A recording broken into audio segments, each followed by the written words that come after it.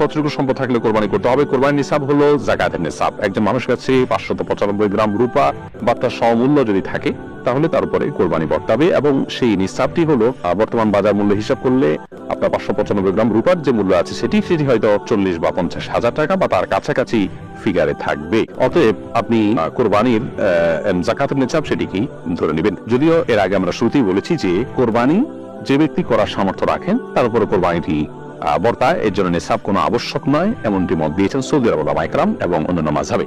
হানাফি মাযহাব বাংলাদেশ উলামায়ে কেরাম, বাংলাদেশে যে স্কুল অফ থট উলামায়ে কেরাম ফলো করে থাকেন সেটিতে আপনার যাকাতের নিসাব হলে তখন কোরবানি আবশ্যক হবে বা বর্তাবে। এই মিজানুর রহমান শামীম আপনি জানতে চেয়েছেন কোরবানির সামর্থ্য থাকা সত্ত্বেও কেউ কোরবানি না দিলে গুনাহগার হবেন কিনা। উত্তর হলো কোরবানির সামর্থ্য না থাকা সত্ত্বেও যদি কোরবানি না দেন তাহলে তিনি গুনাহগার হবেন। ইমাম আবু হানিফা রাহিমাহুল্লাহ তার মত অনুযায়ী যেটিকে ফলো করে আমাদের দেশের বেশিরভাগ উলামায়ে কেরাম। আর আরবিয়ান স্কলারদের মধ্য থেকে সৌদি আরবের উলামায়ে কেরাম বিশেষত তাদের এক্ষেত্রে দৃষ্টিভঙ্গি ভিন্ন রকম। তারা মনে করেন কোরবানি এটি একটি সুন্নাহ আমল, যার কারণে কোরবানি যদি কেউ সামর্থ্য থাকার পরও না করেন তাহলে তিনি সুন্নাহ তরক করলেন, একটি সুন্নাতে মুআক্কাদা বা গুরুত্বপূর্ণ একটি সুন্নাহ তরক করলেন, সন্দেহাতীতভাবে তিনি ক্ষতিগ্রস্ত হলেন, কিন্তু তিনি বড় ধরনের কোনো গুনাহগার হলেন না। যেমনটি আমাদের উলামায়ে কেরাম মনে করেন ওয়াজিব তরক করার গুনাহগার হবেন সামর্থ্যবান ব্যক্তি কোরবানি না দিলে। আমাদের উলামায়ে কেরামের দলিলটি অত্যন্ত সমৃদ্ধ। এক্ষেত্রে নবী সাল্লাল্লাহু আলাইহি ওয়াসাল্লাম বলেছেন যে ব্যক্তি কোরবানি করার সামর্থ্য রাখে অথচ কোরবানি করলো না সে যেন আমাদের ঈদগাহে না আসে, এবং এই মর্মে কাছাকাছি ধরনের ভাষ্য অনেকগুলো হাদিসে আসছে, যে ভাষ্য থেকে বোঝা যায় যে নবী সাল্লাল্লাহু আলাইহি ওয়াসাল্লাম সামর্থ্যবানদেরকে কোরবানি করতে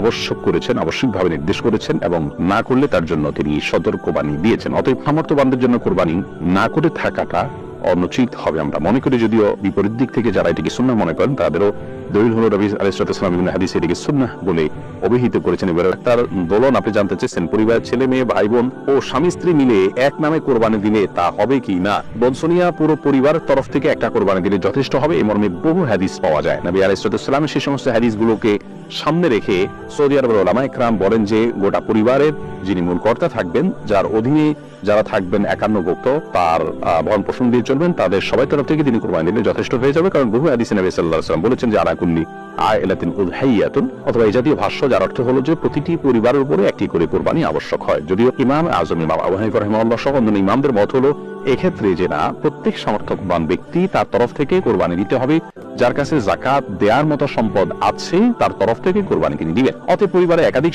সদস্য যদি এই ধরনের অ্যাবিলিটি রাখেন তাহলে একাধিক সদস্যকেই কোরবানি দিতে হবে।